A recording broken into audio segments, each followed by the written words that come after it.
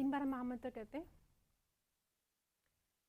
हरे कृष्णा कृष्णा कृष्णा हरे हरे, हरे रामा राम राम हरे हरे, हरे कृष्णा कृष्णा कृष्णा हरे हरे, हरे रामा राम राम हरे हरे, हरे कृष्णा कृष्णा कृष्णा हरे हरे, हरे रामा राम राम हरे हरे। मंगलाचरण। ओम अज्ञानं तिमिरान्धस्य ज्ञानञ्जनशलाकया चक्षुरुन्मिलितं येन तस्मै श्रीगुरुवे नमः। नमो विष्णुपादाय कृष्णपृष्ठाय भूतले श्रीमते भक्तिवेदांत स्वामिनी इति नामिने। नमस्ते सरस्वते देवे गौरवाणी प्रचारिणे निर्विशेषा शून्यवादी पाशदाचिने। जय श्री कृष्णा चैतन्य प्रभु नित्यानंदा श्री अद्वैता गदाधरा शिवासादि गौर भक्त वृंदा। हरे कृष्णा कृष्णा कृष्णा हरे हरे, हरे रामा राम राम हरे हरे। हरे कृष्णा।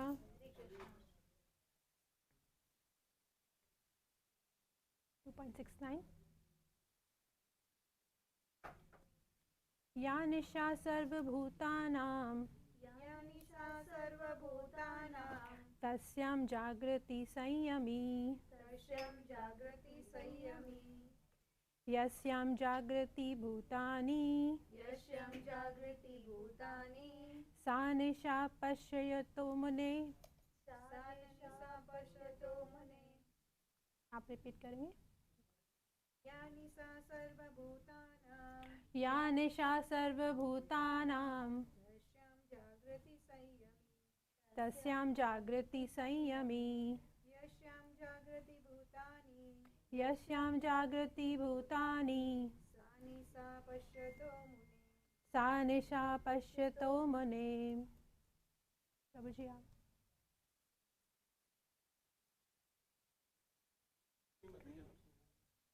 कोशिश करिए ना, हो जाएगा। या निशा सर्वभूतानां तस्यां जागृति संयमी, यस्यां जागृति भूतानि सा निशा पश्यतो मुने।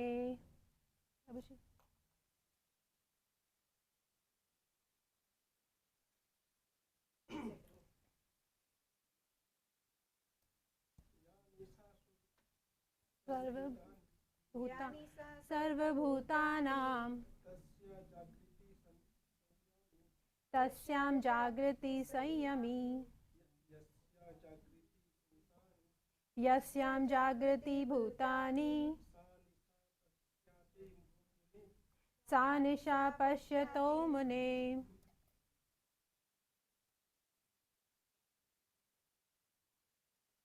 समानार्थी शब्द आदा जी आप बोलेंगे। ठीक है।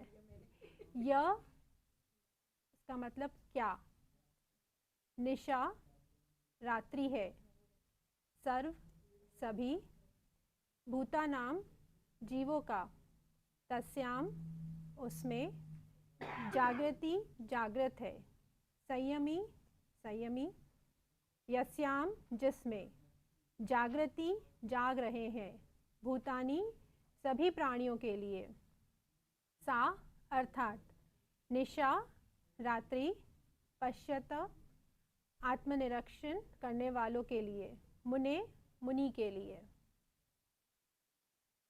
इसका अनुवाद, जो सभी प्राणियों के लिए रात्रि है वही आत्म संयमी के लिए जागरण का समय है, और सभी प्राणियों के लिए जागरण का समय है आत्मनिरीक्षण करने वाले ऋषि के लिए रात्रि है।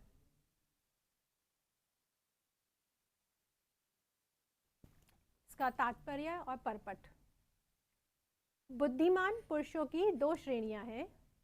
एक इंद्रिय तृप्ति के लिए भौतिक गतिविधियों में बुद्धिमान है, दूसरा आत्मनिरीक्षण करने वाला और आत्म साक्षात्कार की साधना के लिए सजग है। आत्मनिरीक्षण करने वाले ऋषि या विचारशील व्यक्ति की गतिविधियां भौतिकता में लीन व्यक्तियों के लिए रात्रि होती है। हिंदी में थोड़ा सा कॉम्प्लिकेटेड लगेगा, बट मैं फिर उसे समझाती हूँ। भौतिकतावादी व्यक्ति आत्म साक्षात्कार के प्रति अज्ञानता के कारण ऐसी रात्रि में सोए रहते हैं। आत्मनिरीक्षण करने वाला ऋषि भौतिकतावादी व्यक्तियों की रात्रि में सजग रहता है। ऋषि आध्यात्मिक संस्कृति की क्रमिक उन्नति में दिव्य आनंद का अनुभव करते हैं, जबकि भौतिकवादी गतिविधियों में लिप्त मनुष्य आत्म साक्षात्कार के प्रति सोया हुआ इंद्रिय सुख में विभिन्न स्वप्न देखता है। अपनी नींद की अवस्था में कभी खुश तो कभी परेशान महसूस करता है। आत्मनिरीक्षण करने वाला व्यक्ति हमेशा अपने भीतर ही रहता है, भौतिक सुख और दुख के प्रति उदासीन। वह भौतिक प्रतिक्रियाओं में अप्रभावित होकर अपनी आत्म साक्षात्कार गतिविधियों में लगा रहता है। इसको मैं एक छोटी सी कहानी से शुरू करना चाहूँगी कि दिन और रात क्या होता है। हमें पता है दिन क्या होता है, जब सूरज उदय होता है तो दिन है, जब सूर्य अस्त होता है तो रात है। पर इसमें जगत गुरु श्रील प्रभुपाद हमें कुछ और समझाना चाह रहे हैं, तो उसको मैं एक छोटी सी कहानी से शुरू करती हूँ। एक बार श्री कृष्ण यमुना किनारे बैठे थे और वृक्ष के नीचे बैठे और कुछ सोच रहे थे। तो कृष्णा आते हैं, अर्जुन आते हैं और अर्जुन कृष्णा को कहते हैं कि कृष्णा आप क्या सोच रहे हैं। तो कृष्णा कहते हैं कि मैं इंतज़ार कर रहा हूँ कि कब यमुना नदी बहते बहते थोड़ा सा उनका स्तर नीचे हो जाए और मैं इस छोर से उस छोर जा सकूँ। कृष्णा की बात सुन के अर्जुन थोड़ा सा होते हैं कि ऐसा कैसे पॉसिबल है, ये तो हो ही नहीं सकता। तो वो कृष्णा को कहते हैं कि कृष्णा ये कैसे संभव है, यमुना नदी तो बहती हुई नदी है, कभी उसमें उफान आता है, कभी वो स्थिर रहती है, तो आप कैसे कब तक इंतज़ार करोगे। तो कृष्णा कहते हैं पार्थ मैं यही समझाना चाह रहा हूँ, लेकिन कोई भी जीवात्मा ये समझना ही नहीं चाहता कि कर्म करते रहना है। लेकिन हर जीवात्मा कहता है मेरे कर्म जो हैं वो हो जाएं, जिम्मेदारियां ख़त्म हो जाएं, उसके बाद में मैं भक्ति में आऊँगा, उसके बाद में मैं कृष्णा की पूजा करूँगा। तो बोले जिम्मेदारियां कभी ख़त्म ही नहीं होंगी। इसी तरीके से उन्होंने बताया कि जिम्मेदारियों को उन्होंने अपने वर्णा आश्रम के ज़रिए उन्होंने बताया कि आप गृहस्थ में हैं, आप क्षत्रिय हैं, आप उसके हिसाब से आपके कार्य होंगे। उन्होंने इसमें जगत गुरु श्री प्रभुपाद ने हमें इसमें बताया है कि दो तरह के बुद्धिमान व्यक्ति हैं। जीवात्माएं दो तरीके की हैं। पहली भौतिकवादी जीवात्मा बुद्धिमान जीवात्मा है, दूसरा आध्यात्मिक जीवात्मा है। तो जो भौतिकवादी जीवात्मा है वो जीवात्मा शारीरिक रूप में सोचती है। उसे यह है कि मैं ही हूँ, मुझे अपनी ही इंद्रियों के लिए काम करना है, मुझे अपनी ही जिम्मेदारियाँ पूरी करनी है। उसकी किसी भी कार्य में कहीं पे भी कृष्णा का समर्पण नहीं होता है, कृष्णा नाम ही नहीं होता। वो अपने ही इंद्रियों में खुश रहना चाहता है, अपने लिए ही कमाना है। 5 इंद्रियां हैं, उसे स्वाद भी अपना ही लेना है, उसे देखना भी अपना है, अच्छी अच्छी मूवीज़ देखनी है, अच्छे पिक्चर्स देखनी है। प्रसाद पाने में भी उसे प्रसाद नहीं पाना है, बट उसे अपना ही जीव का टेस्ट खाना है, जो भी उसे अच्छा लगेगा। शायद वो नॉनवेज भी खा सकता है उसके लिए। सुनने में उसे वेस्टर्न म्यूज़िक चाहिए, उसे अलग अलग वैरायटी चाहिए, बट उसे धार्मिक कुछ नहीं चाहिए। वो अपने शरीर के स्तर पर रहता है, आज मुझे ये कमाना है, आज मुझे अपने घर वालों के लिए करना है, मुझे बच्चों के लिए करना है। उसका खुद का ही स्वार्थ रहता है। उसी स्वार्थ में उसे ये रखता है कि मैं तो शरीर हूँ, मैं ही करने वाला हूँ। तो वो कभी सुख में भी भोगता है, वो बहुत सुखी होता है, वो कभी कभी वो दुखी भी हो जाता है। और लेकिन उससे उसका जीवन का उद्देश्य नहीं पता। तो जब उद्देश्य नहीं पता है तो वो मानसिक रोग से भी ग्रस्त हो जाता है।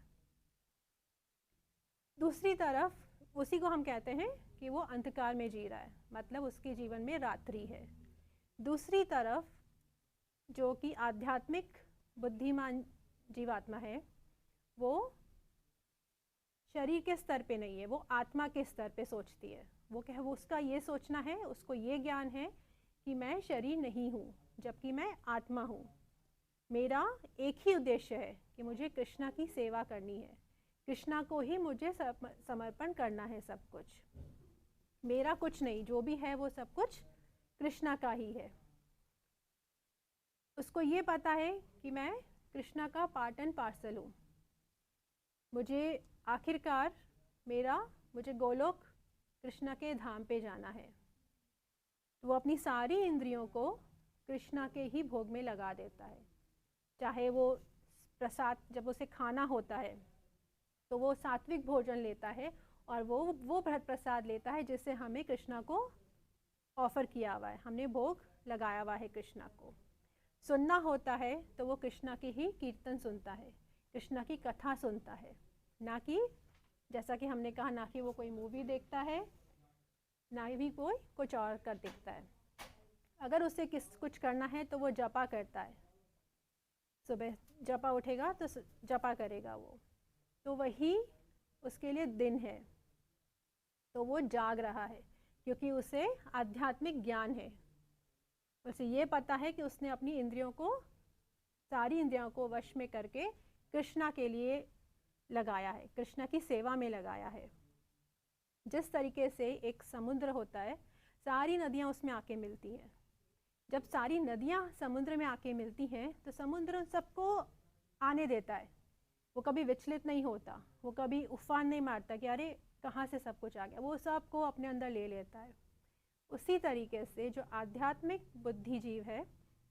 बुद्धिमान जीव है, वो भी सुख और दुख सबको आने देता है।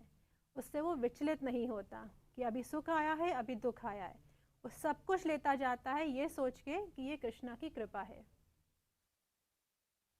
ऐसा ही एक एग्जाम्पल है, जब प्रभुपाद जी आए थे, जगतगुरु प्रभुपाद जब यूएस आए थे तो उन्होंने यहाँ बहुत बड़ी बड़ी बिल्डिंग्स देखी थी। तो बड़ी बड़ी बिल्डिंग्स देख के वो बहुत खुश नहीं हुए थे कि अरे वाह कितनी बड़ी बिल्डिंग्स है, अगर हम जैसे जाएंगे तो शायद अपना मोबाइल निकालेंगे और सेल्फी लेना शुरू हो जाएंगे, कभी चेहरे को टेढ़ा मेढ़ा करेंगे, कभी होठ लेफ्ट में, कभी राइट में, कभी आंखें राइट लेफ्ट। लेकिन प्रभुपाद जी ने ऐसा नहीं किया, क्योंकि वो एक स्थिर आत्मा थी कि ये सब भौतिक जीवन का है, ये रात्रि है, पर जागना क्या है, ये सब हमारे कोई काम का नहीं है। हमारे लिए सिर्फ कृष्ण सेवा ही, कृष्ण को सब अर्पण करना ही हमारा कार्य है। कृष्ण, उसका मतलब ये नहीं है कि हमें सब छोड़ना है, हमें अपना कर्म करना है, लेकिन कर्म हमें कृष्णा को अर्पण करना है। अगर हम प्रसाद कुछ बना रहे हैं, हमने किचन में कुछ बनाया है रसोई में, तो एक होता है हम अपने आप खा लेंगे, भौतिक बुद्धिमान इंसान तो पहले खुद ही भोग लगाएगा अपने आप को, पर जो आध्यात्मिक बुद्धिमान है वो अपने आप को भोग नहीं लगाएगा, वो पहले कृष्णा को भोग लगाएगा। कृष्णा का भोग लगा तो वो प्रसाद हुआ, फिर वो वही प्रसाद ग्रहण करेगा, वो जो कि सात्विक है। तो वो है दिन, यानी उसका जागना। जो आध्यात्मिक में है वो सुबह ब्रह्म मुहूर्त में उठता है, उसका सुबह जपा से शुरू होता है, कीर्तन शुरू होता है। इसका हम दूसरा ये भी ले सकते हैं। और जो भौतिक बुद्धिमान इंसान है वो रात भर जागेगा, पार्टी करेगा, रात को 2-3 बजे तक आएगा, सुबह लेट तक उठेगा और फिर अपने दिनचर्या में लग जाएगा, ऑफिस जाएगा, कमाएगा, वापस आके उसका वही सारा रूटीन फॉलो होता है। तो कहीं पे भी उसमें आध्यात्मिक, उसका जागना कहीं पे भी नहीं, वो सब शरीर के लिए ही कर रहा है। जब परीक्षित महाराज आए थे, तो परीक्षित महाराज ने सुखदेव गोस्वामी से कहा था कि उन्हें भागवत कृष्ण के बारे में बताया जाए। तो उन्होंने बहुत अच्छी सी एक बात कही थी परीक्षित महाराज को। उन्होंने कहा था, जन्म लाभ परे पुंसाग अंत नारायण सुमति। उन्होंने ये समझाना चाहा कृष्णा क्या कि कृष्णा का नाम लिया तो अपनी दुर्गति से बचोगे। जिंदगी का एक ही मूल है, कृष्ण का नाम लेना और कृष्ण की सेवा करना। कृष्णा को सब कुछ हमें अर्पण करना है। जो आध्यात्मिक बुद्धिमान व्यक्ति है, जीवात्मा है, उसको ये पता है कि उसे एक चक्रव्यूह, जन्म मृत्यु के चक्रव्यूह से बाहर आना है। उसी तरह दूसरी तरफ जो भौतिक बुद्धिमान व्यक्ति है वो उसी चक्कर में पड़ा रहता है, क्योंकि उसे जब ज्ञान ही नहीं है तो वो जन्म मृत्यु के चक्कर में ही चलता रहता है। जन्म हुआ है, मृत्यु भी हो जाएगी, अगला जन्म कौन सी योनि में होगा हमें नहीं पता। उनकी सोच हमेशा हमेशा ये रहती है, अरे ठीक है अभी कमा लो ना, बाद में देखी जाएगी, बाद में हम भक्ति तो हम बाद में भी कर सकते हैं। बात तो हमने किसी ने भी नहीं देखा है, कल क्या है हमें नहीं पता। लेकिन अगर हम रोज अपने सारे कार्य करें लेकिन हम कृष्णा को अर्पण करें तो वो होता है हमारा जागना, वो होते हैं हमारे लिए दिन, और वो होता है हमारा कृष्णा के लिए आध्यात्मिक ज्ञान। जब इंसान आध्यात्मिक बुद्धिमान व्यक्ति जो होता है उसे कृष्णा प्रेम में विश्वास होता है, जबकि जो भौतिक बुद्धिमान जीवात्मा है उसे अपने ही फेम यानी अपनी प्रशंसा में ज़्यादा विश्वास होता है। किसी को कुछ नहीं समझ में आए तो प्लीज़ मुझे बीच में बता दीजिएगा। थैंक यू माता जी। फॉर एग्जाम्पल, जैसे हमने टेक्नोलॉजी है, बुद्धिमान जीव दोनों ही बुद्धिमान होते हैं। कृष्णा ने ये नहीं कहा कोई बुद्धिमान नहीं है, दोनों ही बुद्धिमान है। जो भौतिक बुद्धिमान जीव है वो टेक्नोलॉजी बनाता है, वो आज के युग में हम सब काम में ले रहे हैं, लेकिन वही टेक्नोलॉजी हम आज ऑनलाइन बैठे हैं, आज यहाँ क्लास हो रही है, बाहर क्लास हो रही है, और भी कई क्लासेस होती हैं, तो हम दुनिया के किसी भी कोने में बैठ के हम उसे अच्छे से सुन सकते हैं और देख सकते हैं। वो एक सबसे बड़ा एडवांटेज है। तो इस एग्जाम्पल से ये है कि टेक्नोलॉजी इन्वेंट हुई है, लेकिन अगर उसे हमने कृष्णा के लिए ही बनवा करा यूज़ किया तो वो हमारे लिए दिन है, और वो हमारे लिए एक कृष्णा के लिए सेवा है, जिसे हम काम में तो ले रहे हैं, जो इन्वेंट भी हुई है और हम काम में भी ले रहे हैं। वही अगर हम उसे दूसरी चीज़ों में काम में लेंगे, कोई मूवी बना ली है या कोई सीरियल बनाया है हमने, तो वो हमने कृष्णा के लिए काम में नहीं लिया है। तो उसका फल स्वरूप हमें जब हम उसे कृष्णा की सेवा में लगाएंगे तभी मिलेगा। तो वही होता है कि सब कुछ मेरा क्या, कृष्णा तेरा तुझको अर्पण, जो तेरा है वो तुझे अर्पण है, मेरा कुछ भी नहीं है। तो जो मेरा नहीं तो मैं उसे क्लेम भी नहीं कर सकते। तो जब मैं क्लेम ही नहीं कर सकती, जैसे ये ज्ञान है, वही दिन में जाग रहा है, वो सो नहीं रहा है। और जिसे ज्ञान ही नहीं है, जैसे लग रहा है ये तो सब मैंने किया, ये तो मेरे लिए है, तो वो रात्रि में अभी भी सो रहा है, जागते हुए भी वो सो ही रहा है। उसका दूर दूर तक कोई जागने का है ही नहीं, दिख नहीं रहा है कि हाँ कहीं जागना भी है उससे। उसी तरह से एक और है,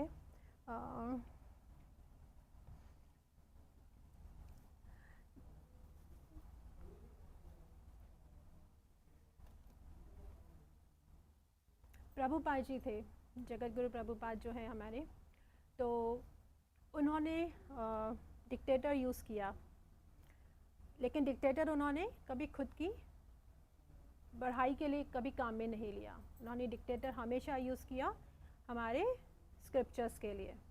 भागवत गीता, जितने भी स्क्रिप्चर्स लिखे, भागवतम, चैतन्य चरितम, जितने भी उन्होंने ट्रांसलेशंस किए, सब उन्होंने उसी सेवा में, कृष्णा की सेवा में काम में लिए। उनके लिए टिकट्स, फ़्लाइट्स के टिकट्स बुक कराए जाते थे, तो उन्होंने कभी भी अपनी खुशी के लिए, अपने घूमने के लिए कभी भी टिकट्स नहीं बुक कराए। उन्होंने हमेशा वो टिकट बुक करे जहाँ पे उन्हें कृष्णा के लिए जाना था। वो एक मैंने एक लेक्चर में सुना था कि वो ग्लोब लेके बैठते थे और ग्लोब लेके वो एक एक कंट्री का देखते थे। इसलिए नहीं देखते थे कि मैं तो घूमने जाऊंगा, मैं एक वेकेशन पे जाऊंगा, जबकि वो इसलिए देखते थे कि मैं किस जगह पे अपने किसी डिसाइपल को भेजूं जहाँ पे कृष्णा की बातें कोई उन्हें कृष्णा का समझा सके। ज़िंदगी का गोल क्या है? मनुष्य जीवन बहुत मुश्किल से मिलता है और उसका हमें फ़ायदा उठाना चाहिए, और उसका फ़ायदा एक ही है, हरि नाम मंत्र, महामंत्र और कृष्णा की सेवा। तो उसके लिए वो ग्लोब देखते थे। उनके पास फ़्लाइट्स की बुक होती थी, उनके पास पैसे डोनेशन जब लेटर पहले तो नहीं था, पर बाद में जब आने लगा तो वो पैसा उन्होंने अपने लिए काम में नहीं लिया, ना ही पैसा वो उन्होंने अपनी फैमिली को भेजा, पर वही पैसे उन्होंने मंदिर बनाने में लगाया, बुक्स प्रिंट करवाने में लगाया, ताकि back to Godhead magazine जो है वो स्टार्ट हुई, ताकि लोगों के पास वो ज्ञान जा सके, जहाँ वो नहीं जा सकते वहाँ उनकी बुक्स जा सके। तो आज हम जो भी कर रहे हैं, देख रहे हैं, वो उन्हीं का ही है। तो ये हमारे लिए दिन है।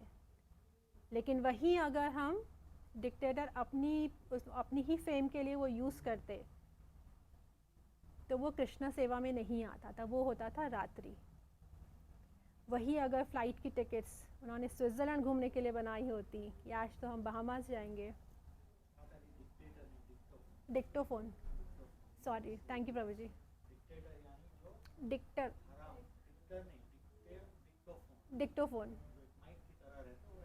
अच्छा, thank you Prabhu ji, sorry, dictaphone. तो उन्होंने अपने लिए नहीं यूज़ किया, उन्होंने टिकट्स भी बुक करी, लेकिन टिकट्स भी उन्होंने जाके या तो कहीं पे प्रीच करना है, कहीं पे प्रचार करना है, या किसी मंदिर में कहीं कुछ परेशानी आई है, कहीं पे कुछ जाना है, तो उसी था सिर्फ कृष्णा के लिए। मेरी तरफ से तो हो गया है। अभी आप कुछ नहीं समझ में आया हो या ऐसा कुछ तो आप मुझे बताइएगा।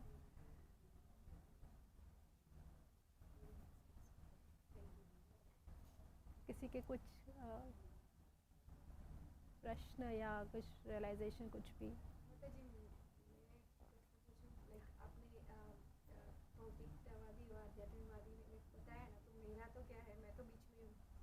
भौतिक भी नहीं हूँ, आध्यात्मिक भी नहीं, बीच में लटक रही हूँ। तो उसमें मुझे क्या करना चाहिए? माता जी, हम सब उसी नैया में झूल रहे हैं। पर हमें कोशिश यही करनी चाहिए, क्योंकि हमें ज्ञान है, हमें ये पता है सही क्या है और गलत क्या है। तो जो सही है हमें उसी की तरफ बढ़ने की कोशिश करनी चाहिए। कोशिश में हम फेल होते हैं, मैं ये नहीं कहती हूँ कि हम कभी उसमें पास नहीं होते, हम उसमें फेल होते हैं, उसमें हमारा पीछे भी जाते हैं, लेकिन कोशिश हमें उसी तरफ जाने के लिए करनी है, क्योंकि हमें पता है कि वहाँ दिन है। रात्रि में वो लोग हैं जिन्हें कोशिश ही नहीं करनी है, लेकिन जब हमें पता है कि नहीं, वहाँ पे दिन है और वही सत्य है, तो हमें उसी तरफ जाना है। हमें पता है हमारी आत्मा सच्चिदानंद है, फैक्ट वही है, उसी तरफ जाना है। तो बस कोशिश करते रहिए, बाकी फिर कृष्णा अपने आप नैया पार लगाएंगे। आप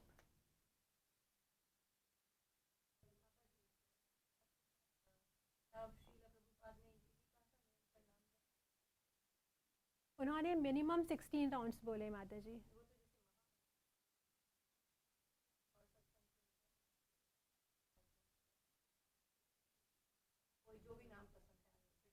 हाँ जी, हाँ जी, हाँ जी। जो मलिन बुद्धि है या जो संसार की माया है कटे, ऐसा भी शॉर्ट डिसाइड महामंत्र कुछ और बोला। माता जी, जगत गुरु प्रभुपाद जी सिर्फ कृष्णा के लिए ही बोलते थे, क्योंकि कृष्णा ही अल्टीमेट गोल है। पर नैया पार तो कृष्णा के नाम से होगी। वैसे कहते हैं अंत गति सोमति, अंत में आप जो सोचते हैं आपकी नेक्स्ट वही होती है। तो आप एकदम से तो वो नहीं हो सकती है। अगर आपने ज़िंदगी भर कभी कृष्णा को ही नहीं पूछा, कृष्णा का नाम नहीं लिया, तो आप कैसे कृष्णा को अंत में याद करेंगे? वही चीज़ है, अगर आपने पूरा एग्ज़ाम पूरा साल नहीं पढ़ाई करी तो आखिरी में आप कितना पढ़ के क्या कर लेंगे, आप कुछ याद नहीं आता है।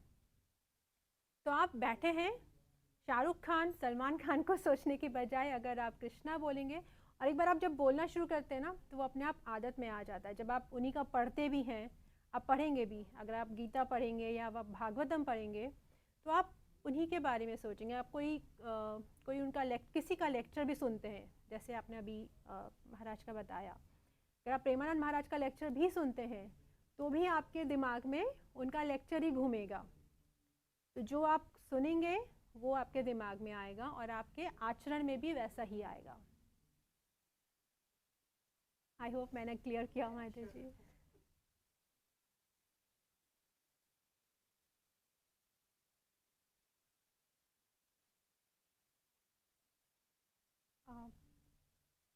प्रभु जी, एनी फीडबैक?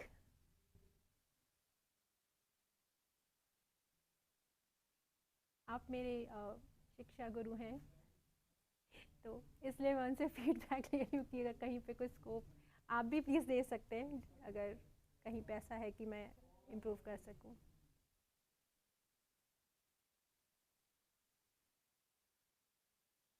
तो हम सब जाग रहे हैं कि सो रहे हैं, रात्रि में है कि दिन में है?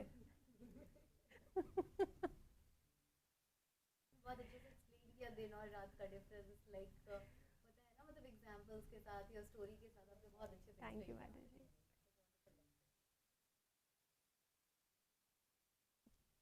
थैंक यू माता जी। और कोई क्वेश्चन या डाउट? प्रभु जी।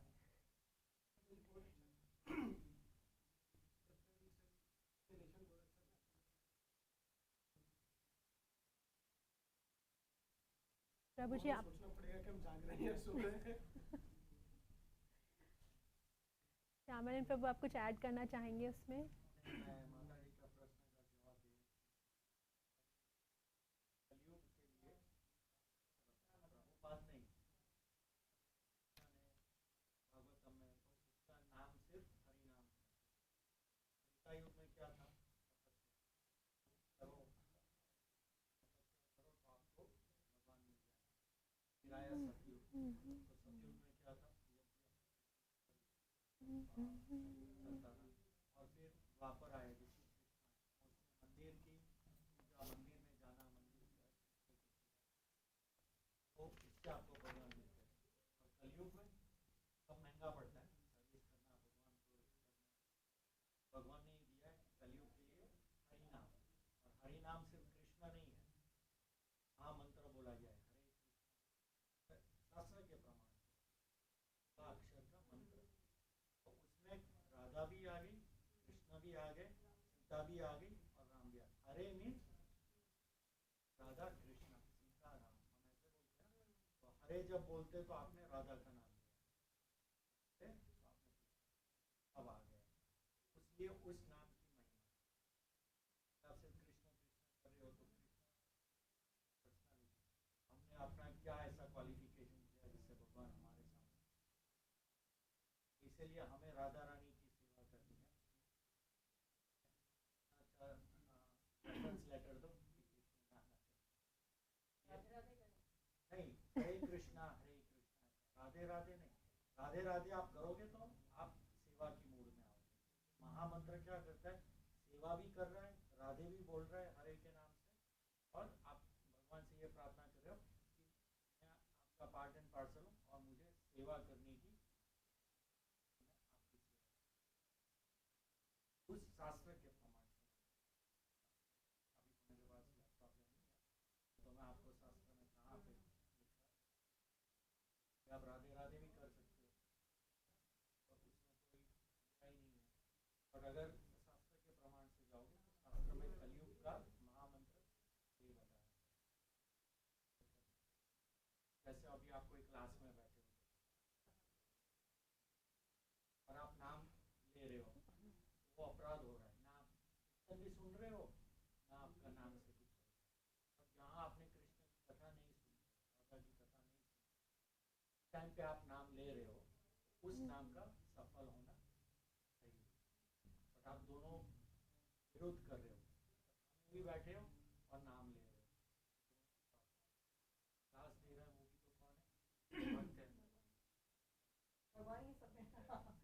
है तो उसका नाम से हिसाब से नाम का महिमा है। और शास्त्र में तो यही बताया गया है, भगवान से बड़ा भगवान का नाम, हरि से हरि का नाम बड़ा। तो ऐसे एग्जाम्पल कैसे दिया जाए, तो राम राम लेने से पत्थर तैर गया, तो राम ने पत्थर डाला तो डूब गया। क्यों? अगर भगवान ने किसी को छोड़ दिया तो उसमें कौन बचा?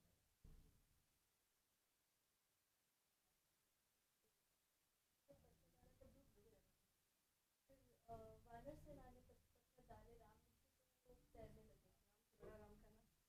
सबसे बड़ा राम का नाम। तो इसमें सुनो, राम ने पत्थर डाला तो राम ने किसी को त्यागा ना, पत्थर डाला तो अगर राम ने किसी को डाल दिया तो उसको कौन तैरेगा? भगवान ने जब उसको छोड़ दिया तो डूब ही जाएगा। पत्थर भी ये सोचेगा कि अरे मुझे तो भगवान ने छोड़ दिया। तो इसलिए वो, बट अगर भक्त ने राम का नाम लिया और पत्थर डाला तो राम भी तैरते। तो इससे ये बता दें, राम से बड़ा राम का नाम। हरि से बड़ा कलयुग के लिए हरि का नाम।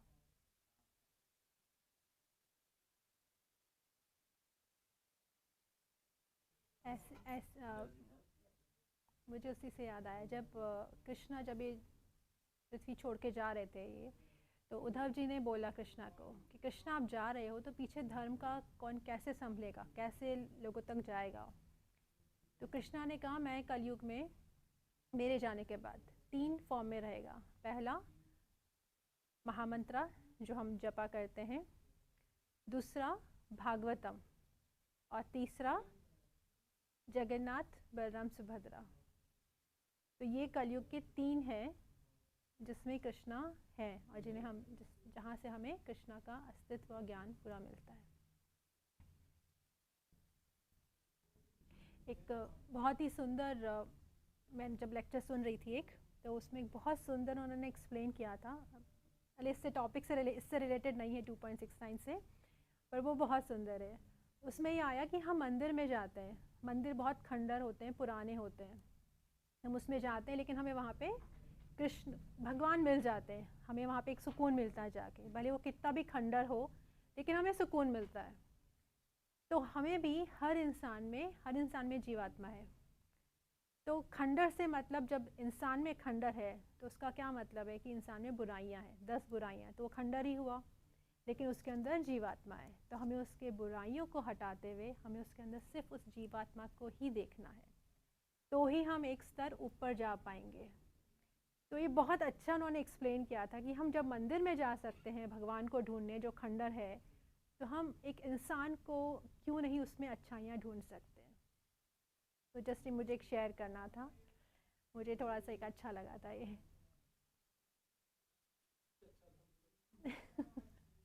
हाँ मतलब मैंने भी कभी नहीं सोचा ये कि हाँ हम खंडर, पुराने जो टेंपल होते हैं वो एक तरह से थोड़े से खंडर जैसे होते हैं ना, तो हमने कभी नहीं सोचा, लेकिन वही सच्चाई वही है कि हमारा शरीर भी तो खंडर ही है, हमें बुराइयाँ इतनी हैं तो वो गंदगी है, खंडर है, लेकिन उसके अंदर भी जीवात्मा बैठी हुई है। तो हमें वो जीवात्मा देखना चाहिए और वही सोच के हमें हर एक की रिस्पेक्ट करनी चाहिए और हमें उसमें सिर्फ अच्छाइयाँ देखनी चाहिए।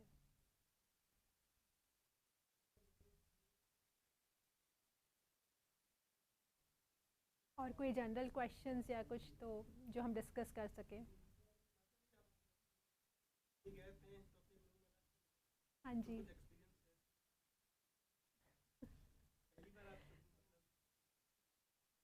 जी मैं अभी कार्तिक महीने में वृंदावन में थी, मुझे बंद कर दी तो मैं कार्तिक